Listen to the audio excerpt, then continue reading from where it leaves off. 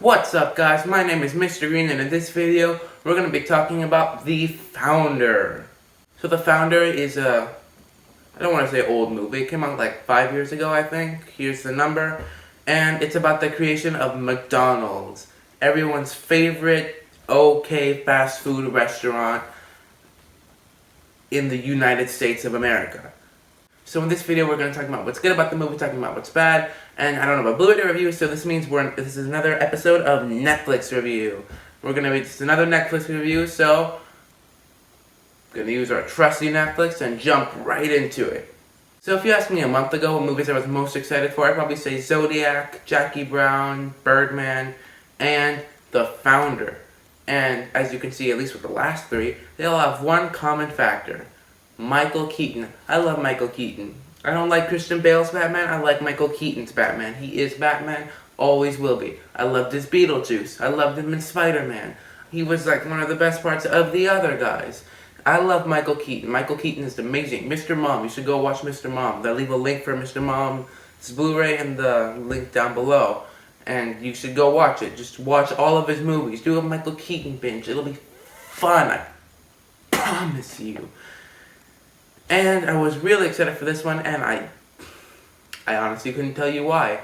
I like McDonald's. I love Michael Keaton. This has a pretty decent cast. It's got like Nick Offerman, John Carroll Lynch, B.J. Novak, Linda Cardellini. I hope I said that right. You should have won the Emmy for. Should have won an Emmy for Dead to Me. I'm glad Schitt's Creek won. That's a great show. You should watch Schitt's Creek, but Dead to Me is also really awesome, and you should watch Dead to Me too. I'd leave a link for that, but it's a Netflix show, so just go watch it on Netflix. So also watch The Founder on Netflix. Now that I'm done veering off into a pathway of madness and insanity, I'm just going to start talking about what I liked about the movie, starting now. So after all my ranting about the cast, I can say my first positive is the cast. This is a really good cast. It's got Michael Keaton, that's great. It's got Nick Offerman, that's great. It's got John Carroll Lynch, that's great. It's got all these great people. It's got Laura Dern. You know what that is?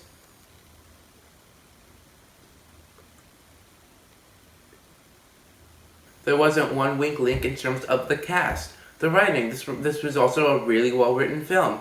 It was there was something kind of weird about the tone and the feel of the movie. Like it felt kind of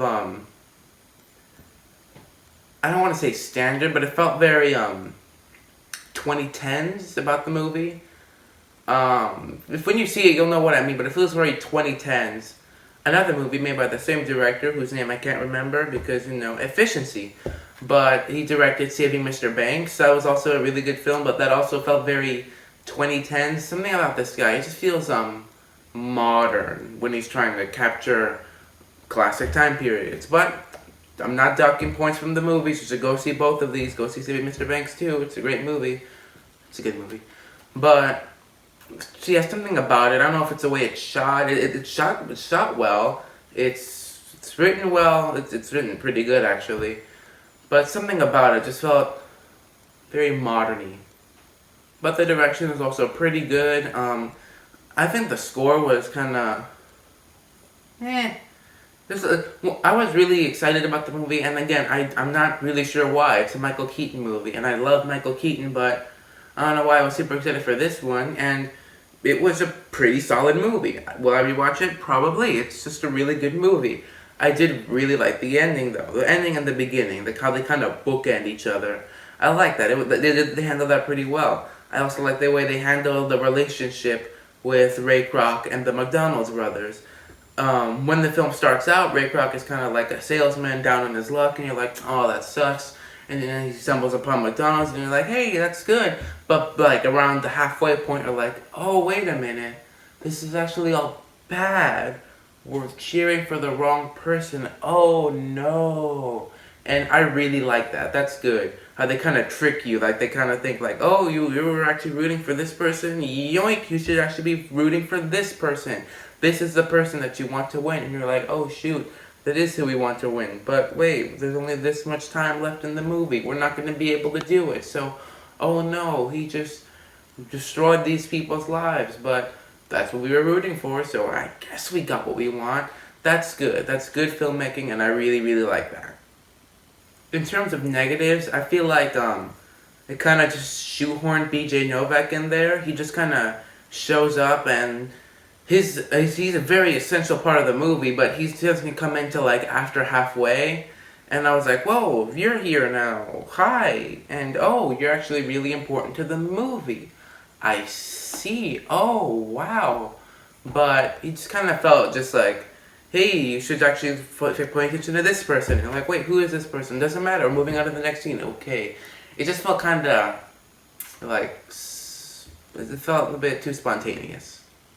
But I really don't have much in the ways of flaws. This is a really good movie, and it's based on a true story. So if you like movies that are based on a true story, this is a really good one. I highly recommend it. And I'm going to give The Founder an A-. Alright, let's talk Netflix. It looks pretty good on Netflix. Again, with all of this stuff, take it with a grain of salt, because, you know, you better have strong Wi-Fi and then it'll look pretty good. It came across like it's a very clean picture. Like, again, I have to keep emphasizing this. This feels very modern. Like, it feels very clean. Like, there's like no grain in the movie, not even a little bit of a fraction of grain. And it didn't produce a muddy picture. It was really solid. It sounded really clean. It felt very modern. It didn't feel like an Avengers movie where it's like, oh yeah, I know what you mean. This just felt modern. I'm gonna keep like emphasizing that. It's not a problem, but I'm just saying like you can't go wrong with this. So this is gonna be really short, but do I think you should buy The Founder on Blu-ray? Yeah, you should. You should buy The Founder on Blu-ray. Because it's a modern movie, there's no 4K release of it, so this is the best you're gonna get, and the best is really good, because it's a very clean movie, because it was shot on digital, wasn't shot on film, and when you shoot on digital, you're gonna get a clean picture. When there's no CGI, it's gonna feel modern. So guys, thank you so much for watching. Leave a like, share, subscribe, and I'm on the clock, so I gotta roll. Okay, have a good day. Bye bye bye bye bye.